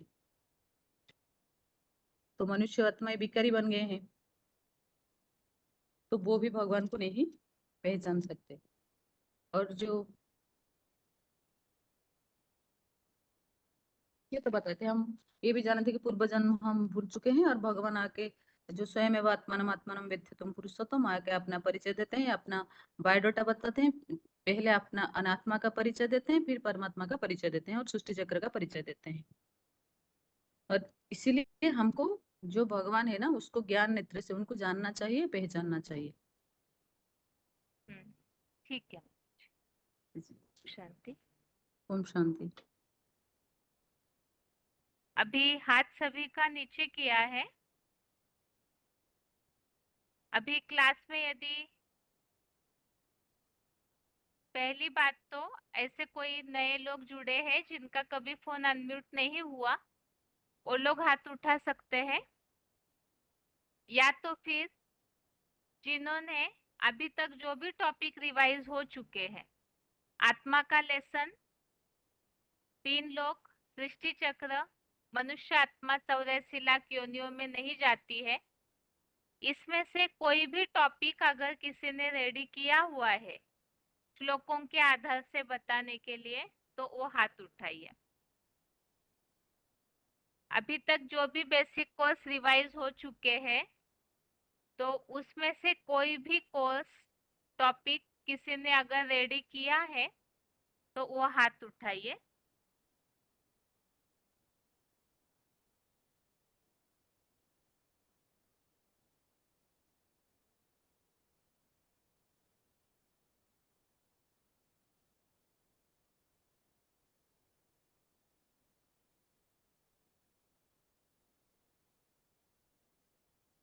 फोन अनम्यूट है किसी का?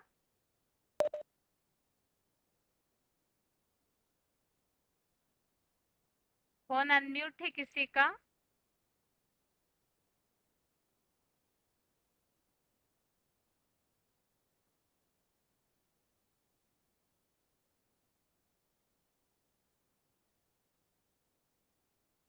फोन अनम्यूट है किसी का?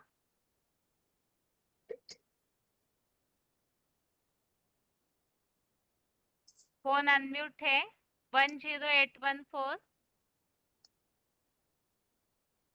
डिस्प्ले में जिनका रोल नंबर दिख रहा है 10814। हाँ जी दीदी, ओम शांति। ओम शांति। हाँ जी, आत्मा का परिचय बाप आकर स्वयं देते हैं। उदयपुर मधुबन से बोल रही हूँ दीदी। हाँ जी। हाँ जी। हम कभी किसी मनुष्य आत्मा से पूछते हैं आप कौन हैं, तो वो अपने शरीर का परिचय देता है, क्योंकि अभी आत्माओं को किसी का परिचय है ही नहीं। वो देहभान में आकर अपना परिचय भूल गए हैं। बाबा बोलते हैं कि तुम मनुष्य आत्माएं जन्म मरण के चक्र में आती हो, इसलिए तुम अपना आदि मध्य अंत कुछ नहीं जानती हो। मैं स्वयं आकर तुम्हें अपना परिचय देता हूँ। परमात्मा इस सृष्टि पर आकर सबसे पहले आत्माओं को अपना परिचय देते हैं। आत्माओं को अपना परिचय देते हैं कि बच्चे तुमने शरीर नहीं, तुम आत्मा हो। जब किसी से हम पूछते हैं कि आप कौन हैं, तो वो बताते हैं कि मैं फलाना इंजीनियर हूँ, डॉक्टर हूँ, बूढ़ा हूँ, जवान हूँ, या कुछ भी कहते हैं। तो बाबा कहते हैं कि तुम सदैव से यह रहे हो क्या? सदैव से तुम्हारा यह परिचय नहीं है। जैसे हर चीज सत्तो रजो तमो से गुजरती है, इसी तरह से मनुष्य आत्मा भी सत्तो रजो तमो से गुजरती है। पहले बच्चा जन्म लेता है, तब छोटा होता है, फिर बड़ा होता है। इस तरह से जिस तरह से उसकी उम्र बढ़ती है, वैसे वैसे उसका परिचय भी अलग अलग होता जाता है।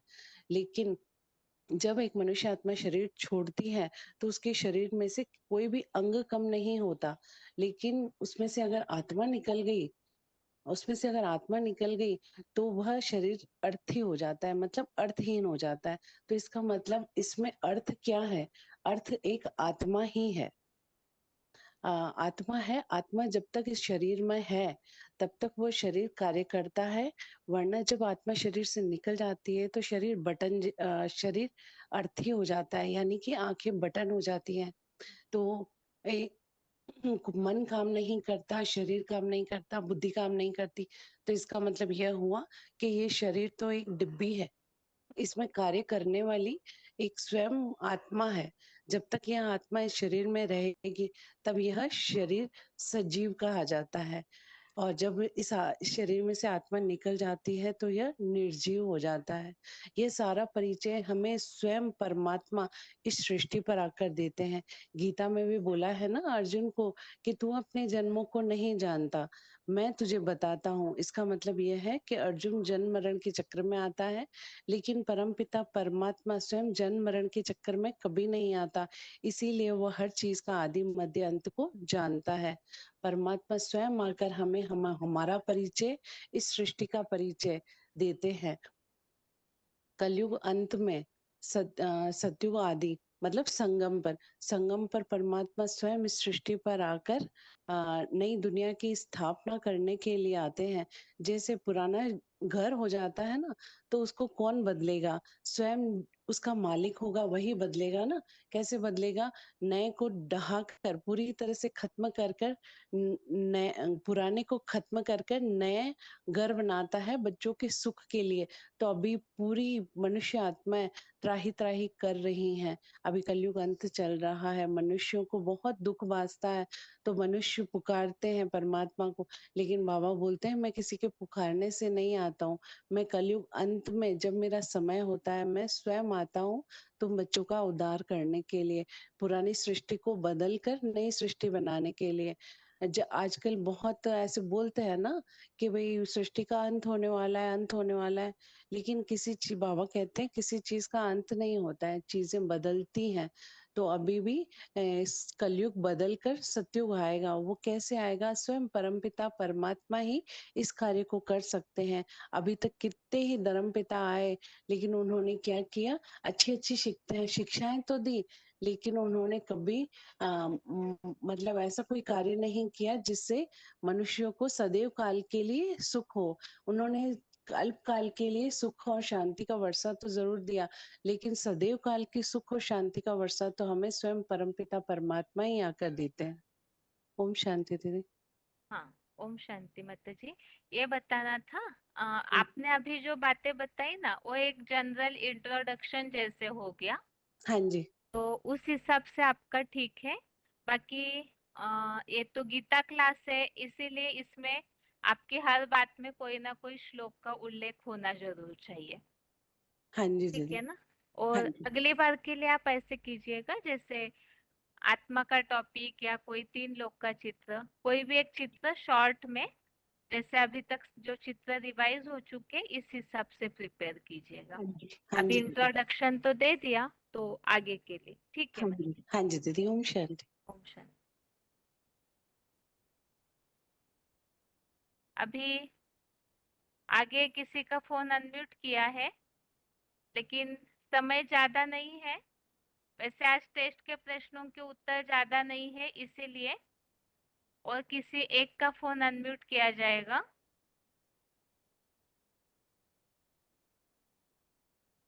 फोन अनम्यूट है। हेलो, ओम शांति दीदी। ओम शांति।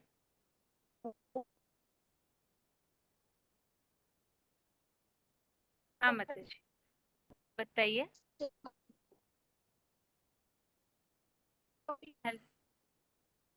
हेलो। हाँ हाँ माता जी जी, दीदी, आपका आत्मा के आवाज कट रहा है। हाँ बताइए। हाँ जी दीदी, आत्मा के बारे में ये है कि आत्मा है जो वो अति सूक्ष्म है, अणु है, अनुरूप है। इसको हम अपनी आंखों से, स्थूल आंखों से नहीं देखा जा सकता। तो आत्मा का पता कैसे चलता है कि शरीर में आत्मा है? जैसे गाड़ी ड्राइवर के बिना नहीं चल सकती, फोन बैटरी के बिना नहीं चल सकता। उसी तरह जब तक हमारे शरीर के अंदर आत्मा है तब तक ही ये काम करता है। नहीं तो जब कोई शरीर छोड़ देती है तो उसका शरीर तो वैसे का वैसे ही पड़ा होता है, लेकिन उसमें से काम करने वाली आत्मा निकल के चली जाती है तो वो एक मुर्दा कहा जाता है। तो इसका मतलब काम करने वाली हमारे अंदर आत्मा है। आत्मा सदैव अविनाशी है, शरीर है जो विनाशी है। आत्मा जब भी दुनिया के शुरू होने से लेके अंत तक कभी भी नहीं मरती। ये शरीर रूपी वस्त्र को बदल बदल के पाठ बजाती है, जिसके लिए गीता में आया है श्लोक, वांसासी जीर्णानि यथा विहाय। दीदी पूरा श्लोक नहीं आता मुझे, बस इतना ही पता है। हाँ ठीक है। तो जैसे हम श्री रूपी वस्त्र को बदल बदल के आत्मा पाठ बजाती है। मन बुद्धि को ही आत्मा कहा जाता है, क्योंकि सोचने की शक्ति है जो वो सब आत्मा के अंदर ही होती है। जैसे दीदी ये भी कह सकते हैं अभी, जैसे प्राण, वो वायु हवा वाला। हाँ जी।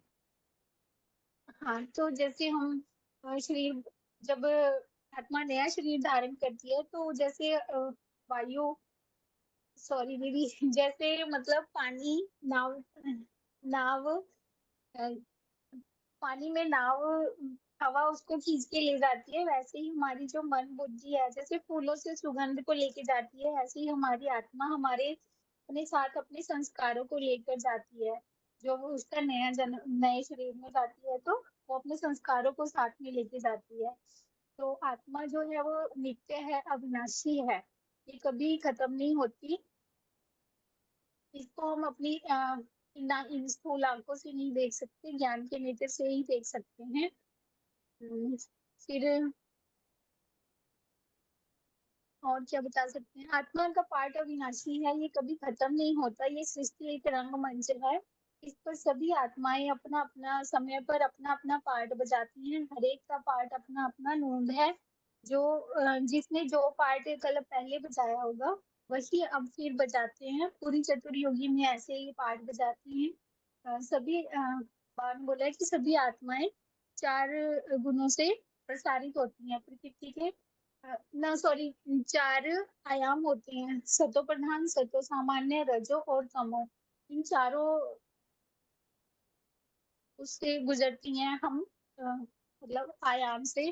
तो जैसे जैसे हम सुख भोगती जाती है आत्मा, वैसे वैसे नीचे गिरती जाती है, तमो प्रधान बनती जाती है।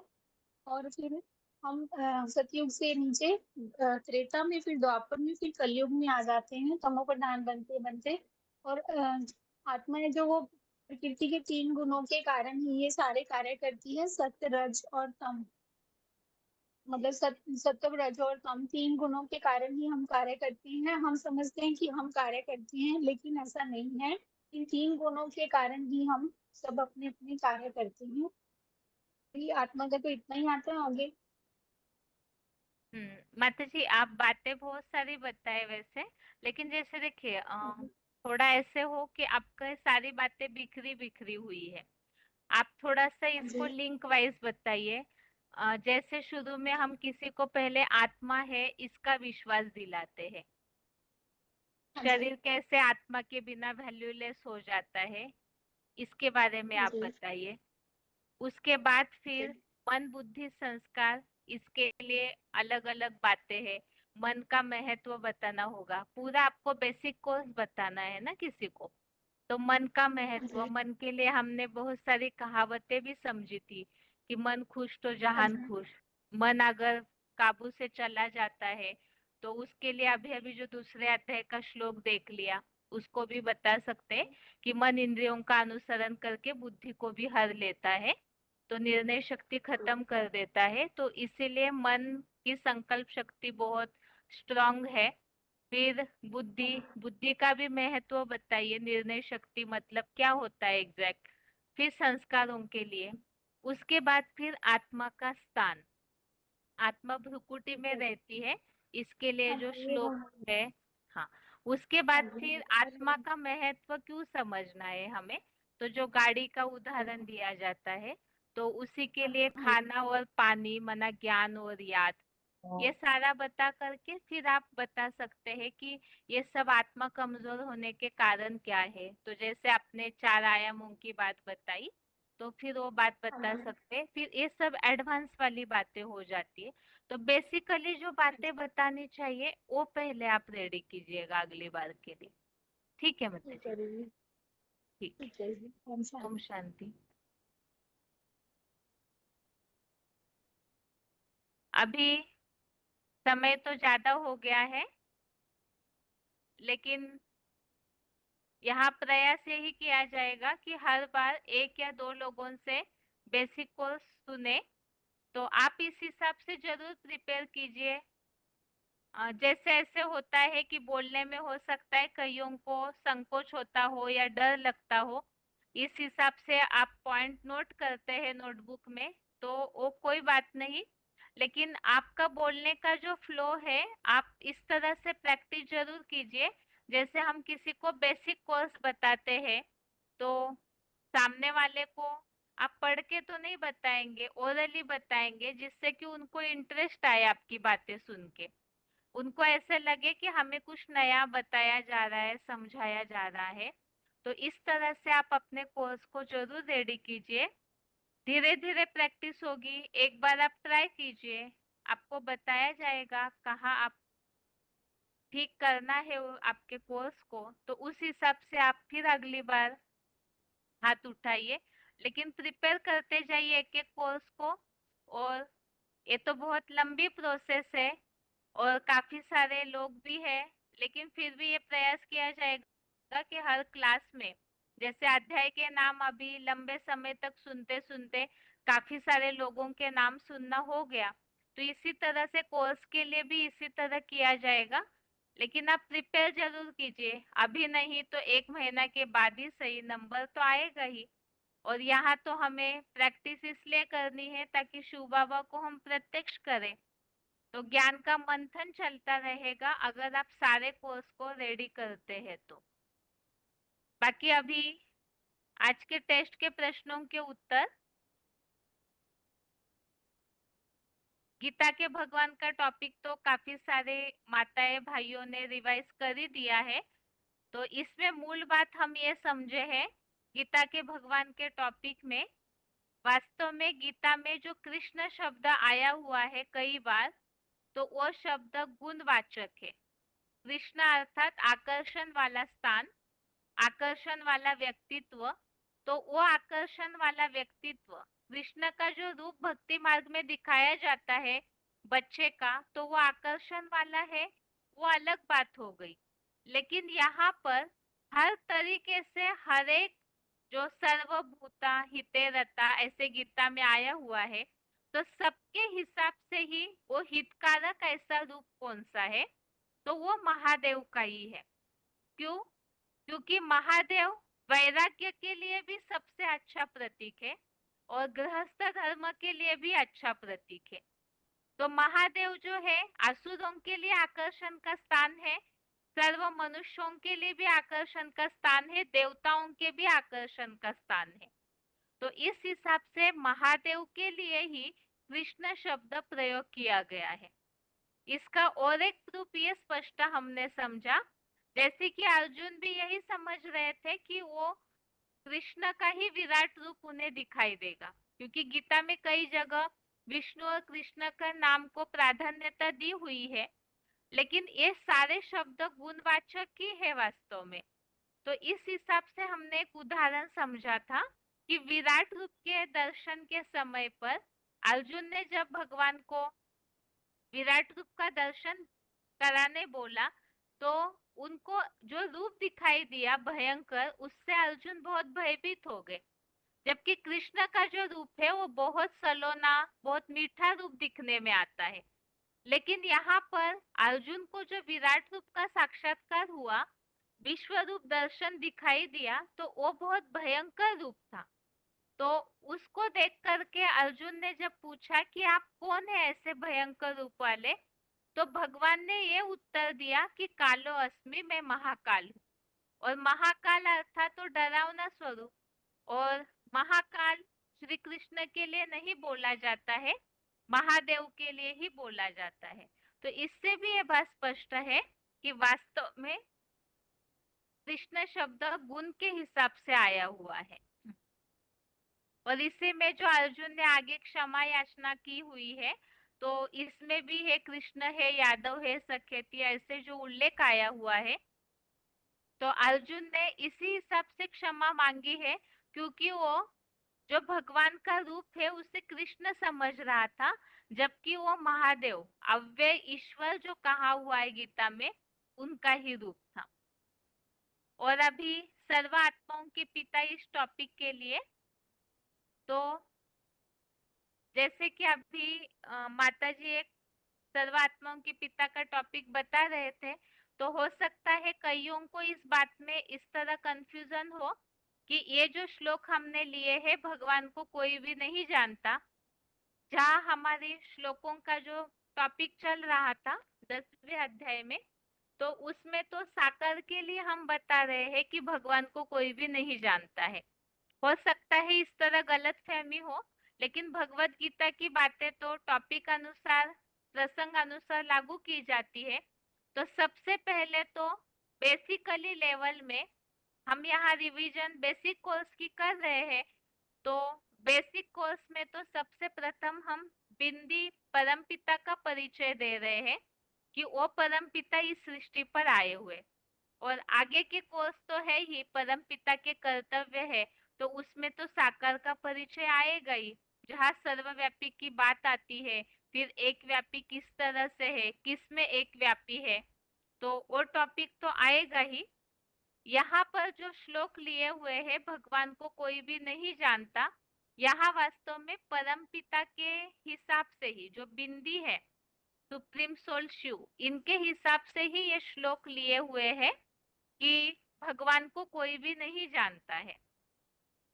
रिवीजन के सर्वात्माओं के टॉपिक में हम इस बात को समझे हैं अभी तक कि भगवान को कोई भी नहीं जानता है, इसीलिए अनेक रूप अनेक समय पर भगवान को बता दिया, और भगवान को नहीं जानते हैं, इसी के कारण आज सब दुखी परेशान है, निर्धन के बन गए, अनाथ होकर लड़ाई झगड़ा करते रहते हैं। भगवान के अनेक रूप मानने के कारण अनेक धर्म बटे, अनेक जातियां बटे, और उसके कारण वितंडावाद, लड़ाई झगड़े, हिंसाचार बढ़ गया है। तो भगवान तो कभी भी ये नहीं कहते कि मेरे नाम से लड़ाई झगड़ा करो। तो इससे ये स्पष्ट है कि भगवान को कोई भी नहीं जानते हैं, मनुष्य तो जानते ही नहीं, और साथ में ऋषि मुनि भी नहीं जानते।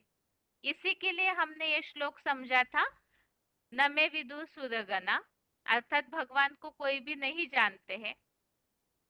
और इसका कारण क्या है कि भगवान को कोई भी नहीं जानते हैं? तो कारण यही है, जन्म मरण के चक्र में आते आते सभी भूल जाते हैं, सृष्टि चक्र का ज्ञान नहीं रहता, अपना स्वयं का भी ज्ञान नहीं रहता है। तो फिर भगवान को जब कोई जानते नहीं, तो भगवान का परिचय मनुष्यों को कैसे मिले जो कि वो दुखों से मुक्ति पा सके। तो इसके लिए ही हमने समझा 7वें अध्याय का 26वां श्लोक, जिसमें यह बताया हुआ है कि मैं अर्जुन को भगवान बता रहे, वेदा हम समति तानि वर्तमानानि च अर्जुन भविष्यानि च भूतानि माम तु वेद न कश्चन। अर्थात इसमें यह बात स्पष्ट की है कि मैं त्रिकालदर्शी हूँ, क्योंकि मैं अजन्मा हूँ, लेकिन मनुष्य आत्माएं जो है मुझको कोई भी नहीं जानते। मैं प्राणियों को जानता हूँ, उनके तीनों कालों को जानता हूँ, लेकिन मुझे कोई नहीं जानता है। अब कोई जानते नहीं है तो भगवान का परिचय कौन देगा? तो भगवान स्वयं ही अपना परिचय देते हैं। जैसे दूसरे अध्याय के श्लोक 10वें अध्याय के अध्याय 10 का 2nd श्लोक में जो बताया है कि सब प्रकार से सबका आदिकालीन आदिश्वर मैं हूँ। तो पिता है भगवान, तो सभी आत्माओं के पिता है, इसीलिए उनका परिचय कोई बच्चे नहीं दे सकते, परम पिता स्वयं उनका परिचय देते हैं। इसी का उल्लेख 10वें अध्याय के 15वें श्लोक में आया है कि भगवान स्वयं अपना परिचय देते हैं। और इसमें एक मुख्य बात है कि भगवान जो अपना परिचय देंगे वो एक्यूरेट होगा, यथार्थ होगा, जिससे आत्माओं का कल्याण हो। अनेक गुरु लोग, साधु, सन्यासी, मनुष्य जो अधूरे ज्ञानी है, उनसे अगर भगवान का परिचय मिलता है तो अधूरा ही परिचय होगा। तो भगवान से ही उनका परिचय हमें जानना चाहिए। तो भगवान अपने परिचय में पहले क्या करते हैं? पहले हम आत्माओं को भी अपना परिचय देते हैं कि हम ज्योति बिंदु आत्मा है, और फिर परम पिता अपना भी परिचय देते हैं। तो परम पिता का पूरा परिचय हमें जानना चाहिए। क्यों? आज की दुनिया में भी मनुष्यों को एक्यूरेट जानने के लिए, कहीं भूल ना हो जाए हमें मनुष्यों को जानने में, उन तक पहुंचने में, इसीलिए उनका पूरा बायोडाटा लेते हैं। बायोडाटा संपूर्ण परिचय अर्थात नाम, रूप, देश, काल, कर्तव्य, पूरी तरह से जैसे आईडी बनाया जाता है तो उसमें पूरी उनकी जानकारी होती है। फोटो तक रखते हैं ताकि व्यक्ति को सही रीति पहचान सके। इसी तरह परम पिता का भी हमें पूरा परिचय लेना है। जितना परिचय लेंगे, यथार्थ रीति भगवान को जानेंगे, तो याद भी यथार्थ रीति करेंगे और प्राप्ति भी पूरी करेंगे। इसीलिए पूरा परिचय भगवान का लेना है। अब भगवान का परिचय हम लेंगे, भगवान को जानेंगे, तो उन्हें हम देख कैसे पाएंगे? भगवान को देखने के लिए क्या चाहिए? उनका परिचय लेना अर्थात ही ज्ञान। और वही ज्ञान जो है वो भगवान हमें देते हैं भगवान को देखने के लिए, उनसे मिलने के लिए। और इसी के लिए ही भगवान ने गीता में ये बात बताई है कि जैसे अर्जुन को दिव्य चक्षु दिए, इसी तरह भगवान को देखने के लिए भी नंबरवार जो भी मनुष्य रूपी अर्जुन है जो ज्ञान का अर्जन करते हैं, उनको भी तीसरा नेत्र दिव्य चक्षु दिया जाता है। वो तीसरा नेत्र अर्थात कुछ भी नहीं अलग से, बुद्धि का तीसरा नेत्र। जैसे बुद्धि से हम कोई भी दूर की चीज को भी वर्णन सुनते ही देख पाते हैं, इसी तरह यहाँ भगवान को भी ज्ञान के द्वारा समझना है, देखना है। और जितना हम भगवान को जानेंगे ज्ञान के द्वारा, उससे क्या प्राप्ति होगी? तो जो कहा जाता है दुनिया में, ज्ञान सूर्य प्रगटा अज्ञान अंधेरे विनाश। जो भी भगवान के ज्ञान को लेंगे तो उनके अंदर से जो अज्ञान का अंधेरा है वो नष्ट हो जाएगा। लोग तो दुनिया में समझते हैं कि आसमान में सूर्य उदय हुआ तो अंधेरा नष्ट होता है। भले ही स्थूल अंधेरा नष्ट हो जाए, लेकिन मनुष्य अपने जीवन में जो धक्के खा रहे हैं अज्ञानता के, वो अंधेरा वो आसमान का सूर्य नहीं नष्ट करेगा, वो ईश्वर ही नष्ट कर सकते हैं। और उस अंधेरे से दुख, अशांति, बेचैनी, रोग, शोक सबसे बचने के लिए भगवान को जानना चाहिए यथार्थ रीति से। जिसके लिए जो भक्ति मार्ग में कहा हुआ है, नयनहीन को राह दिखाओ प्रभु, तो सोचते हैं भगवान को स्थूल आंखें देते होंगे। स्थूल आंखें, अंधापन जो आता है लोगों को, वो तो उनके पूर्व जन्मों का कर्मों का हिसाब है। और यहाँ पर भगवान ऐसी आंखें देते हैं जिससे कि हम अपने कर्मों को ही सुधार सके। और इसी के लिए बताया है कि भगवान का परिचय प्राप्त करना, ज्ञान लेना, यही वास्तव में ज्ञान का तीसरा नेत्र है। तो ये रिवीजन का टॉपिक हमने कल समझा था, तो उसे शॉर्ट में रिवाइज किया हुआ है। और इसके साथ ही आज के टेस्ट के सारे प्रश्नों के उत्तर पूरे हो गए हैं। जैसे कि सारे चित्रों की रिवीजन बताई हुई है, मतलब थोड़ा थोड़ा समय में श्लोकों के उल्लेख के साथ आपको अपना कोर्स रेडी करना है। तो इसी तरह से जैसे अभी एक माताजी ने शॉर्ट में इंट्रोडक्शन बताया था, तो इसी तरह का संक्षिप्त परिचय के रूप में बहुत सारा ऐसा लिटरेचर है जिसमें संक्षिप्त परिचय दिया हुआ है। और इसमें ही क्या, जो गीता का नया किताब बना हुआ है श्लोक का, तो उसमें भी शुरुआत की जो भूमिका है उसमें बहुत अच्छी तरह से संक्षिप्त परिचय है। यदि आप उसे पढ़ सकते हैं, रेडी कर सकते हैं श्लोकों के उल्लेख के साथ, तो जरूर रेडी कीजिए। 5-7 मिनट में आप भगवान इस सृष्टि पर आया हुआ है और क्या कार्य करते हैं उसके बारे में एक इंट्रोडक्शन या संक्षिप्त परिचय श्लोकों के साथ रेडी कीजिए। ये अलग अलग टॉपिक हो गए, एक तो रिवीजन वाले 4 बेसिक कोर्स, ये संक्षिप्त परिचय भी, तो बेसिक कोर्स के हिसाब से ये टॉपिक, और इसके अलावा गीता के भगवान के लिए भी बताया हुआ है। तो जो जो रेडी करते जाएंगे तो कोशिश यही की जाएगी कि हर टेस्ट में बेसिक कोर्स के 2 या 3 लोगों के लिए ऐसा चांस मिले जो कोर्स बता सके। तो ये तो तैयारी के हिसाब से टॉपिक बताए। और इसके साथ ही आज के लिए गीता क्लास यहाँ पूरा होता है। ओम शांति।